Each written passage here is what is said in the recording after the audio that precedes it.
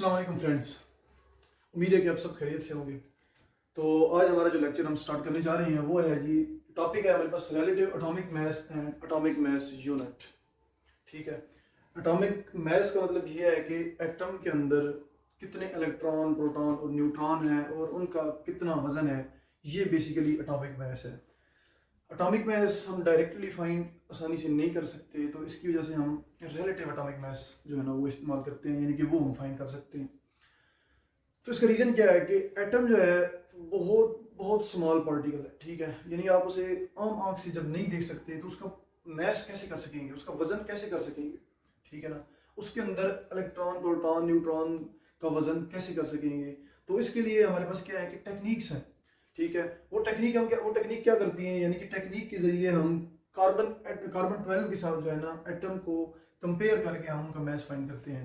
ठीक है जिसको हम रिलेटिव एटॉमिक मास बोलते हैं। रिलेटिव का मतलब होता है कि किसी दूसरे के साथ कंपेयर करके। ठीक है ना, रिलेटिव का मतलब बस इतना ही है, यानी कि किसी और एलिमेंट के एटम के साथ कंपेयर करके जब आप किसी पार्टिकुलर एलिमेंट का मास फाइंड करते हैं तो आप उसे रिलेटिव एटॉमिक मास बोलते हैं। डेफिनेशन देखते हैं सबसे पहले। The relative atomic mass of an element is the average mass of the atom of that element. ठीक है, as compare to 1/12 the mass of an atom of carbon 12 isotope. यहां तक करें पहले, आगे बताता हूं। फिर कहते हैं कि the relative atomic mass of an element is the average मास। ठीक है ना, ये जो रिलेटिव एटॉमिक मास है ये एवरेज मास है। एवरेज की आपको पता है कि हम एक चीज की एवरेज नहीं होती, बल्कि बहुत सारे जो एटम्स होते हैं उनकी एवरेज होती है। ठीक है, तो average mass of the atoms of that element, एक ऐसा एलिमेंट जिसका आप एटॉमिक मास फाइंड कर रहे हैं उसके अंदर कितने एटम्स हैं। ठीक है ना, उसके एटम्स का जो है ना वो आप क्या कर रहे हैं, एवरेज निकाल रहे हैं। Average mass of the atoms of that element as compare to 1/12 of the mass of an atom of carbon. Carbon का आपने एक एटम लिया हुआ है, कार्बन के एक एटम का जो मास है वो कितना है, 12 है। ठीक है, तो इसे जब कंपेयर करेंगे तो कंपेयर किससे करेंगे, 1/12 से कंपेयर करेंगे। ठीक है, जब 1/12 से कंपेयर करेंगे, क्या कंपेयर करेंगे, जो एलिमेंट जिसके एटम्स का आप एटॉमिक मास फाइंड कर रहे हैं। ठीक है ना, उसका एवरेज कार्बन के एक एटम यानी कि 1/1/12 के साथ आप जो है ना उसके कंपेयर करेंगे। तो ये जो फिर आपके पास जो आंसर आएगा, जो मैस आएगा आपके पास, वो आपके पास क्या होगा, रिलेटिव एटॉमिक मैस होगा। ठीक हो गया। अब यहाँ पे कार्बन 12 आइसोटोप का जिक्र आया है, तो हमारे पास जितने भी एलिमेंट्स हैं, ठीक है ना, 118 एलिमेंट है, सबके आइसोटोप है। ठीक है, आइसोटोप का मैं डिटेल से बताऊंगा आप लोगों को कि आइसोटोप क्या होते हैं, लेकिन यहाँ पे जनरली जो है ना आइसोटोप के आगे ना आइसोटोप की ये डेफिनेशन लिख दी है। ये जो डेफिनेशन है ना, आपकी डेफिनेशन यहाँ तक कंप्लीट हो जाती है, यहाँ आइसोटोप तक। ठीक है, लेकिन ये जो एक्स्ट्रा चीज बुक में लिखी हुई है ये आइसोटोप की डेफिनेशन है। और इसका मतलब ये है, आइसोटोप चलिए थोड़ा सा बता देता हूँ। आइसोटोप का मतलब ये होता है कि element having different mass number. ठीक है ना, एक एलिमेंट के अंदर उसका डिफरेंट मैस नंबर होता है। ठीक है ना, न्यूट्रॉन चेंज होते हैं उसमें, प्रोटॉन सेम रहते हैं। ठीक है ना, but same atomic number proton होता है, पिछले लेक्चर में हमने पढ़ा था। ठीक है, तो प्रोटॉन जो है ना वो सेम रहते हैं, लेकिन न्यूट्रॉन जो है ना वो चेंज हो जाते हैं। ये हमारे पास बेसिकली क्या है, आइसोटोप है। अब कार्बन के 3 आइसोटोप है। ठीक है, एक 6C12 है, एक 6C13 है और एक 6C14 है। ठीक है, ये 3 कार्बन के आइसोटोप हैं। तो उनमें से हम एक आइसोटोप जो मोस्ट अबंडेंट है, यानी कि इस दुनिया में ज्यादा से ज्यादा पाया जाता है, ठीक है ना, जो आइसोटोप कार्बन का, वो है 6C12 है। ठीक है, जब 6C12 है तो हम कार्बन 12 के जो आइसोटोप है ना उसके साथ बाकी एलिमेंट की जो एटॉमिक मैसेज है उनको कंपैरिजन करते हैं और इस तरह अपना रिलेटिव एटॉमिक मैस निकालते हैं। ये थोड़ा सा कंफ्यूजिंग है जो है ना, तो इसको कोशिश कीजिएगा, 1-2 दफा जब सुनेंगे तो आपको समझ आ जाएगी। तो ये आपके पास जो है ना एटॉमिक रिलेटिव एटॉमिक मैस की डेफिनेशन होगी। उसके बाद है एटॉमिक मैस यूनिट। ठीक है ना, तो आप जो है ना वो रिलेटिव एटॉमिक मैस जो है ना जब फाइंड कर देते हैं तो आपके पास जो है ना वो एटॉमिक मैस यूनिट को जो है ना एक स्पेसिफिक यूनिट देते हैं। ठीक है, उसका नाम क्या है, AMU, atomic mass unit. The unit used for relative atomic message is called atomic mass unit.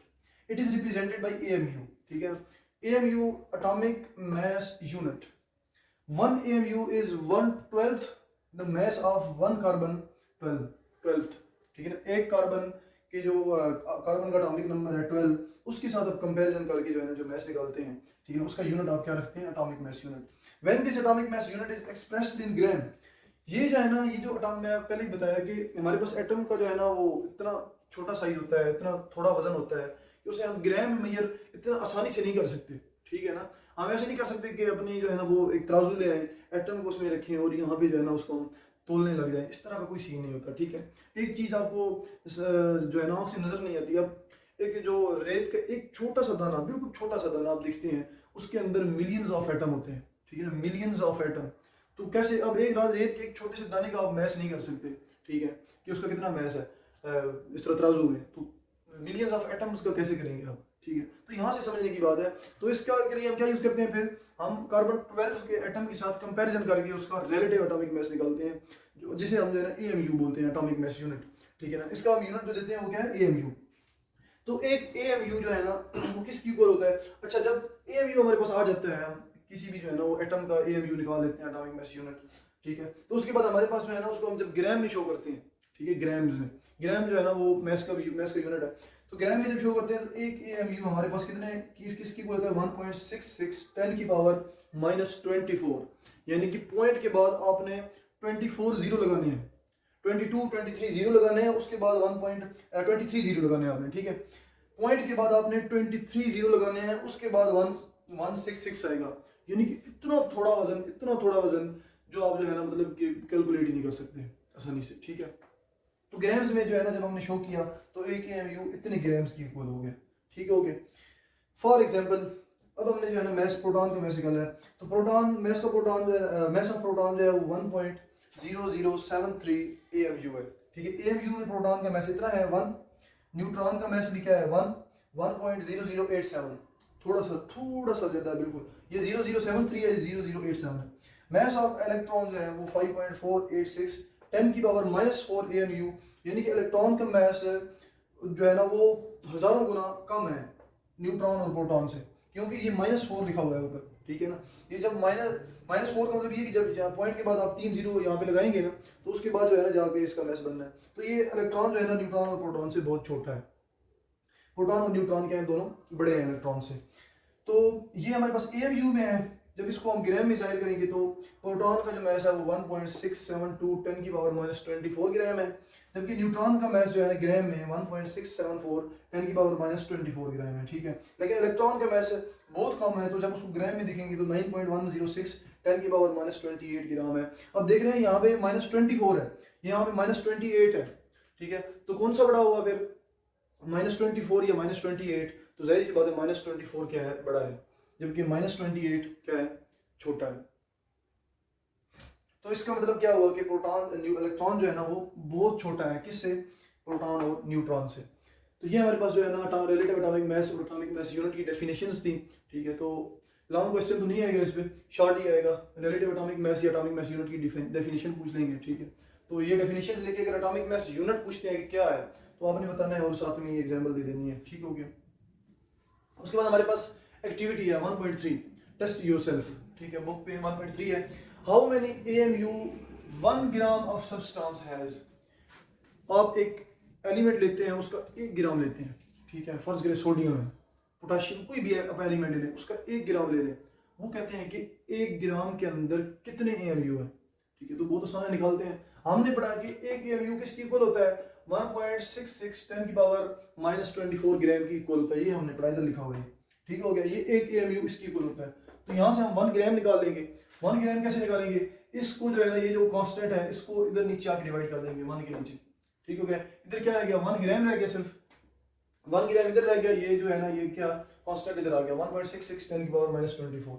जब इसको 1 से डिवाइड किया, ये अपने कैलकुलेटर से भी डिवाइड कर लीजिएगा, 1 डिवाइडेड बाय 1.66 10 की पावर -24, तो ये किसकी इक्वल आ गया जी, 1 ग्राम हमारे पास किसकी इक्वल आ गया, 6.022 10 की पावर 23, ठीक है ना। अब 1 ग्राम के अंदर सोचें इतने एटम्स हैं, कितने एटम है 1 ग्राम के अंदर, 6.022 10 की पावर 23, यानी कि पॉइंट के बाद आपने 23 हिंद से आगे लिखने, सॉरी पॉइंट खत्म करना है ना जब आपने, तो यहाँ पे कितने आगे लिखने हैं हिंद से, 23 हिंद से, यानी कि 23 जब जीरो लगाएंगे इसके आगे तो इतनी बड़ी रकम बन जाएगी, लाखों करोड़ों मिलियंस बिलियंस ट्रिलियंस जो है ना उससे भी क्रॉस कर जाएगी। तो इसका मतलब है कि 1 ग्राम के अंदर ट्रिलियंस ऑफ ट्रिलियंस क्या होते हैं, एटम्स होते हैं 1 ग्राम के अंदर। 1 ग्राम बज़ाहिर जो हमें बहुत छोटा सा नजर आ रहा है, उसके अंदर ट्रिलियंस ऑफ ट्रिलियंस क्या है, एटम्स हैं, ठीक है। इसका मतलब ये है। क्वेश्चन नंबर 2 है आगे, is atomic mass unit is SI unit of N atomic mass. SI बोलते हैं स्टैंडर्ड इंटरनेशनल, ठीक है ना, एक इंटरनेशनल स्टैंडर्ड सिस्टम है हर चीज को यूनिट देने का, ठीक है ना। जितने भी यूनिट्स हैं, बिजली का यूनिट है, ठीक है ना, करंट का यूनिट है, रेजिस्टेंस का यूनिट है, ये सारे आपने फिजिक्स में पढ़े होंगे, ठीक है, और या फिर पढ़ रहे होंगे साथ में, ठीक है। तो मैस का यूनिट है, लेंथ का यूनिट है, ये सारे जितने भी यूनिट्स हैं ना, ये किसने जो है ना एक सिस्टम बना हुआ है पूरी दुनिया का, ठीक है, जिसे हम स्टैंडर्ड इंटरनेशनल बोलते हैं, एसआई यूनिट बोलते हैं, ठीक है, इंटरनेशनल सिस्टम ऑफ यूनिट, ठीक है। तो उसने जो है ना, क्या ये कहते हैं कि एएमयू जो है ये यानी कि एटॉमिक मास यूनिट, क्या ये एसआई यूनिट है? No, AMU is non SI unit of atomic mass, ठीक है। ये जस्ट हम क्या करते हैं, कार्बन 12 के साथ कंपैरिजन करते हैं, ठीक है। तो ये क्या एसआई यूनिट नहीं है। What is the relationship between atomic number and atomic mass?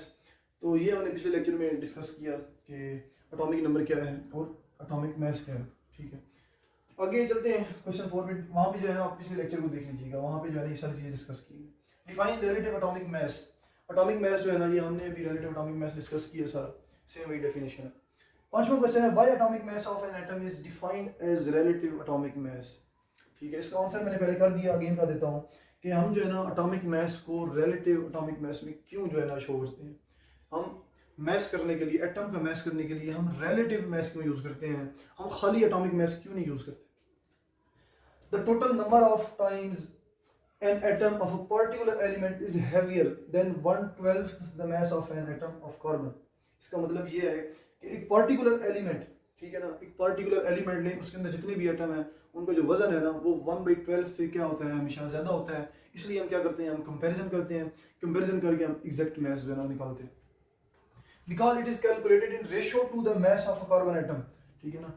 तो रेशियो क्या होती है कि हम दो चीजें देख रहे होते हैं, ठीक है ना, एक इस साइड पे रखते हैं, एक इस साइड पे रखते हैं, दोनों जो है ना बढ़ रही हैं या कम हो रही हैं, या एक बढ़ रही है या दूसरी कम हो रही है, इस तरह जो है ना हम कंपैरिजन करते हैं।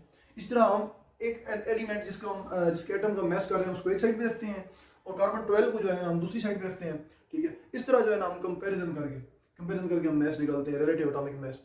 वैसे हम एटॉमिक मास फाइंड नहीं कर सकते, उसका रीजन ये है कि आपको बताया है कि एटम इतना स्मॉल है, हम उसका मास कर ही नहीं सकते, ठीक हो गया। तो उसके लिए हम रिलेटिव एटॉमिक मास यूज करते हैं, due to which the atomic mass of an atom is defined as relative atomic mass. तो ये आपकी एक्टिविटी भी हो गई, टेस्ट योरसेल्फ 1.3, ठीक हो गया। तो इंशाल्लाह जो है ना नेक्स्ट लेक्चर में मिलते हैं। इसी के साथ अल्लाह हाफिज़।